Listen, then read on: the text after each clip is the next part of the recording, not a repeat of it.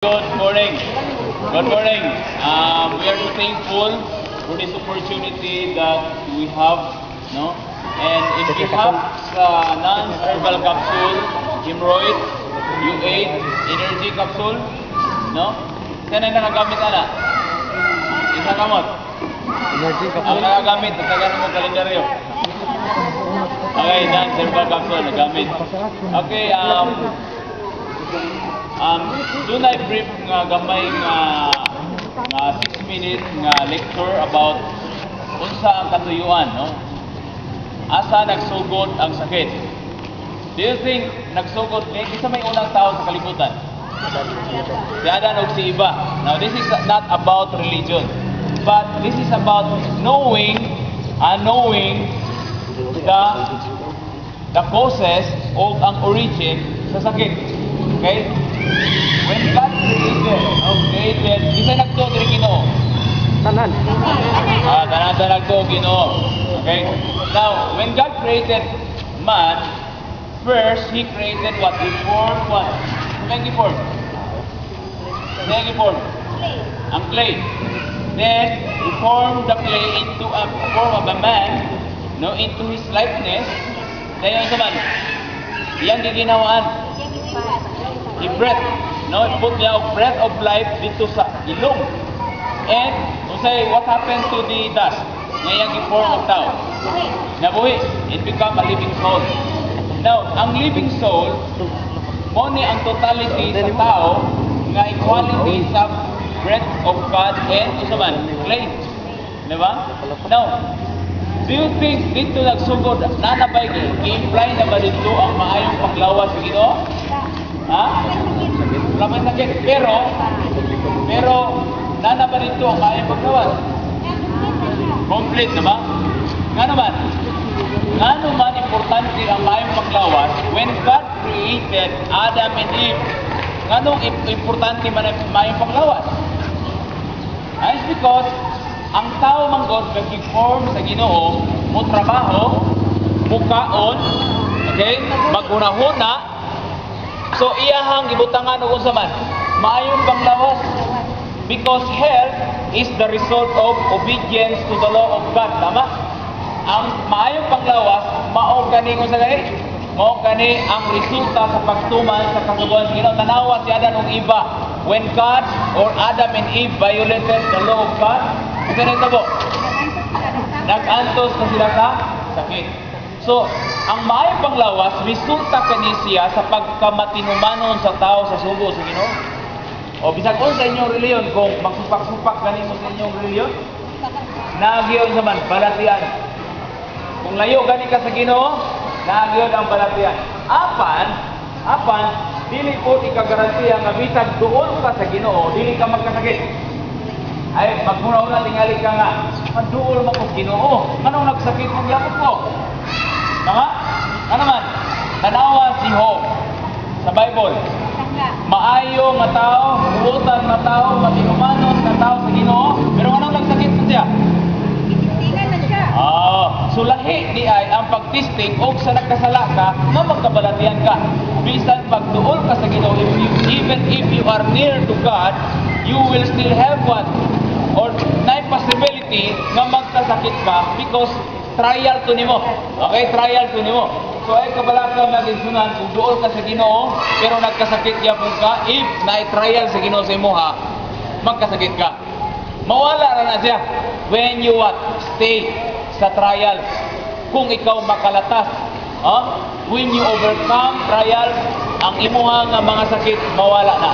But lahi kaning nakabayulit ka sa kasuguan sa Ginoo. Because God, tungod sa dako niyang gugma, gusto niya nga ma-lessen ang suffering sa tao. That is why nagyo iyang usaman balaod, nagyo iyang natural law. Kadaganan mga tao mosulabig kaon. Diba? Wala magkasakit. Dito sa wilderness, ingon ang Ginoo nga kana bitaw magkabalatian mo, kung magkabalatian ang tao, dapat kung dunay masakiton, ayaw iipon sa walay masakiton. Naana sa Leviticus 11:15. Mabasa na. No, dili ko ingon religious, but we study public health. Sa unang panahon, dili ka pwede sa Egypt, no, sa kaning sa wilderness. Israelites were taught not to throw garbage anywhere. Dili ka maglabay-labay basura. Dili ka magtapok sa mga kanang panit sa prutas nga manimaho sa imong panimalay. Cleanliness is what? Next to godliness. So dili maayo nga sige ra kag angko sa Ginoo nay altar sa imong balay pero hugaw imong balay. Nasabtan ninyo magigsunan because cleanliness is next to godliness. Muna nga nahigugmas ang Ginoo sa tuwa, muna nagtutlo siya sa unang panahon sa usaban cleanliness. Nagatutlo siya nga dunay mga makaon, dunay pwede makaon ang tao may tanan ng kaongan. Na magkasakit, walay pili sa kaon. Mobe na nga sa diha nga miyan si Jesus Christ sa kalibutan, no sa may gimo. Nag-ayos siya masakiton kay moayos siya masakiton kay dili niya gusto magkasakit ang tao. Kanong ayos pa man si Jesus sa unang mga tao. Kaya nga gusto niya gyud nga walay sakit ang tao. Pero ang tao kay gusto man magkasakit. Mo na mga kaigsunan ang relasyon sa atong panglawas ug sa balaod sa Ginoo, importante nato na nga masabtan mga kaigsunan. So I think wala naman tay oras. 6 minutes na ba? Wala naman tay oras mga kaigsunan, no? Ang among tuyo dinhi, no? Daga na kadungog nga therapy ay therapy raman. Unsa inyong nahibalan about therapy? Hilot? Hilot ra? Massage, reflexology, sa bagay?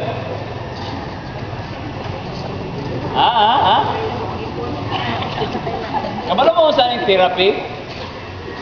Bisag unsa nga sakit, therapy ang tawagan na kung tambalan ka. Sabta niyo na? Sample, without ka kidney, i-therapy ka. Vitamin therapy, mineral therapy. Kanang maparalyze ka, therapy ka po na. Kanang nag-cancer ka, doon na gitawag cancer therapy. Mas broad ang therapy ng word. Pero tungod kay wala ta na edukar kung unsa ang therapy, ang una-una nato hilot. Tama? Sabta nato mga kaigsunan? Bisag unsa ang sakit, diabetes therapy, high blood therapy, nana. Sa US manggod, broad na siya dito. Hibalo ang mga tao dito, pero dito sa Pilipinas, ang itudlo sa toa, bago lang manggunin introduce ang kaning massage therapy. Diba? Massage therapy, usa lang na siya sa branches sa therapy. Kung madaot na imong kidney, iunsa man ka, hemodialysis ka, pero gitawag na siya kidney therapy na siya. Unsa man ang therapy, dunay session. Kumingon gani kag therapy, by session na siya. So dinhi, wala may kahatag sa inyong tambal. Pero ang among ihatag sa inyong nga tambal, muning tambal nga dili mawala sa inyo. So may tambalan di man mawala. Nakaigsunan? Isa na tambalan dili ni mawala. Kaya gano man, mutudlo mi kung unsay buhaton nimo sa imong sakit. Asa may maayo, hatagan ta tambal o tudloan ta ka unsay buhaton nimo sa imong sakit. Asa man? Anong duha? Na wala man may katag tambal. Among matag dagang klase tambal. Sample, laughter is the best medicine. Matag may katawa lang. Ulian lang. Walking is the best medicine. Ingon pang Hippocrates, walking. Kisa man sa ito matabuntag, magbaklay, kisa exercise. Available na sa ito kanang breathing therapy. Kanang pag ginawa. Kisa pa sa ito maglalong kung ginawa. Pag masuko lang, mahira. Kabalo ka sa benepisyo, makuha ni mo kung magginawa kag lalong. Ang kaigsunan, i-activate nimo ang imong immune system. Kaya nang gitawag nagmaligo, hubog na init na tubig. Tambal na dili. Tambal na sa mga pagmata nga sige kasing-kasing. Karang ating-ating.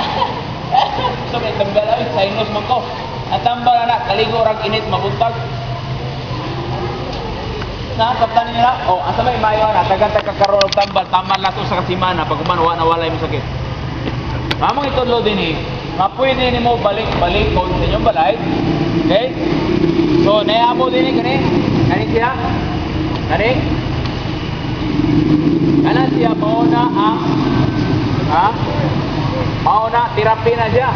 15 minutes, katindog na mo din na. Mura kagalupad sa hangin kay